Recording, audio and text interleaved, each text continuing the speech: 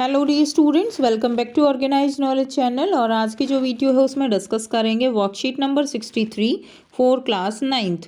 विषय सामाजिक विज्ञान है और ये वर्कशीट आपके लिए 11 जनवरी 2022 के लिए शेड्यूल की गई है। आज की जो वर्कशीट है उसमें पार्ट 4 जो जलवायु है उसी को हम कंटिन्यू करते हुए आगे पढ़ेंगे। पिछली वर्कशीट में हमने बच्चों शीत ऋतु के बारे में पढ़ा था, यानी ठंड का जो मौसम होता है उसकी क्या क्या विशेषताएं होती हैं। और इस वर्कशीट में हम ग्रीष्म यानी गर्मी की ऋतु के बारे में पढ़ेंगे। सो वर्कशीट शुरू करने से पहले प्लीज़ चैनल को सब्सक्राइब कर दीजिए, बेल आइकन को प्रेस कर लो ताकि आपको आने वाली वीडियोस की नोटिफिकेशन वो समय से मिल जाए। सो देखिए क्या दिया गया है आज की वर्कशीट में।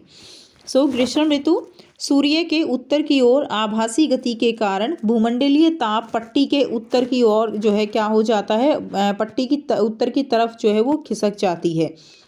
मार्च से मई तक भारत में क्या होती है, ग्रीष्म ऋतु होती है। मार्च में दक्कन के पठार का उच्च तापमान लगभग 38 डिग्री सेल्सियस होता है। अप्रैल में मध्य प्रदेश एवं गुजरात का तापमान लगभग 42 डिग्री सेल्सियस जो है वो होता है। मई में देश के उत्तर पश्चिम भागों का तापमान लगभग सामान्यतः 45 डिग्री सेल्सियस होता है। ठीक है, तो इस समय क्या होता है, बहुत ज़्यादा जो है वो गर्मी होती है।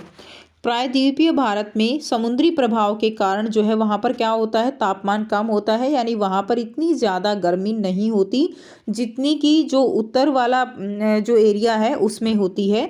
मई के अंत तक, मई के अंत में क्या होता है, उत्तर पश्चिम में थार का जो रेगिस्तान है, ठीक है, जो हमारा इधर राजस्थान का जो हिस्सा है, ठीक है, गुजरात का जो हिस्सा है थार रेगिस्तान उत्तर पश्चिम में, तो वहाँ से लेकर पूर्व और दक्षिण पूर्व में पटना तथा जो छोटा नागपुर का पठार है वहाँ तक एक कम दाब का लंबवत क्षेत्र जो है वो क्या हो जाता है, कम दाब वहाँ पर हो जाता है और एक लंबवत क्षेत्र वहाँ पर उत्पन्न हो जाता है। ठीक है, अब यहाँ पर कम दाब का क्षेत्र बन जाता है क्योंकि तापमान ज़्यादा होने के कारण जो ज़मीन है वो गर्म होने लगती है। वहाँ पर ज़मीन गर्म होने से क्या होता है कि हवा जो है वो एक तरह से हल्की हो जाती है और वो ऊपर उठ जाती है, जिसके कारण वहाँ पर कम दाब का क्षेत्र बनने लगता है। अब देखिए लू क्या होती है। लू जो है ग्रीष्म काल का एक प्रभावी लक्षण है। ये धूल भरी गर्म एवं शुष्क पवनें होती हैं जो कि दिन के समय भारत के उत्तर एवं उत्तर पश्चिमी क्षेत्रों में चलती हैं। तो जैसा कि नॉर्मली हम समझ सकते हैं कि लू जो है वो क्या होती हैं, वो धूल भरी गर्मी और शुष्क पवनें होती हैं जो कि दिन के समय भारत के उत्तर एवं उत्तर पश्चिमी क्षेत्रों में ये चलती हैं, जो बहुत ही आप कह सकते हो जैसे स्किन को जलाने वाली जो गर्मी होती है वो जो है लू कहलाती हैं।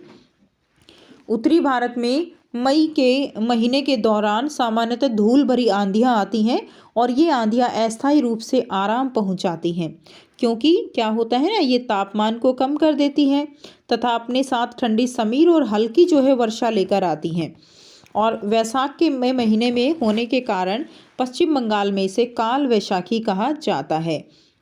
ठीक है, तो बैसाख जो है ये हमारा हिंदी के महीने जो होते हैं उसमें हम जो है इनके नाम लिखते हैं, जैसे कि माँ, ये पोह का महीना हो गया, ठीक है, तो वैसाख का महीना होता है, क्वार का महीना होता है। तो ये हिंदी के जो हमारे महीने होते हैं उसके अकॉर्डिंग बोला गया है कि जो वैसाख के महीने में होने के कारण इसे पश्चिम बंगाल में काल वैसाखी कहा जाता है। ग्रीष्म ऋतु के अंत में कर्नाटक एवं केरल में प्राय पूर्व मानसूनी वर्षा होती है। तो यानी ग्रीष्म गर्मियों में क्या होता है, कर्नाटक और केरल में पूर्व मानसूनी वर्षा होती है। इसके कारण आम जो है वहाँ पर जल्दी पक जाते हैं तथा प्राय इसे आम्र वर्षा भी कहा जाता है, यानी मानसून आने से पहले ही वहाँ पर जो वर्षा होती है उसके कारण जो है आम जल्दी पकते हैं और इसे ही क्या कहा जाता है, आम्र वर्षा कहा जाता है। अब यहाँ पर आपको आसान से जो है प्रश्न दिए गए हैं जिनके आंसर हम 1 बाय 1 डिस्कस करेंगे। प्रश्न 1 जो दिया गया है, लू को परिभाषित कीजिए। तो लू क्या है, लू एक गर्म धूल भरी शुष्क प्रकार की हवाएं हैं जो भारत, पाकिस्तान और उपमहाद्वीप के अन्य भागों में स्थानीय है। ठीक है, ये हवाएं उत्तरी मैदानों में मई और जून के महीनों में दिन में चलती हैं।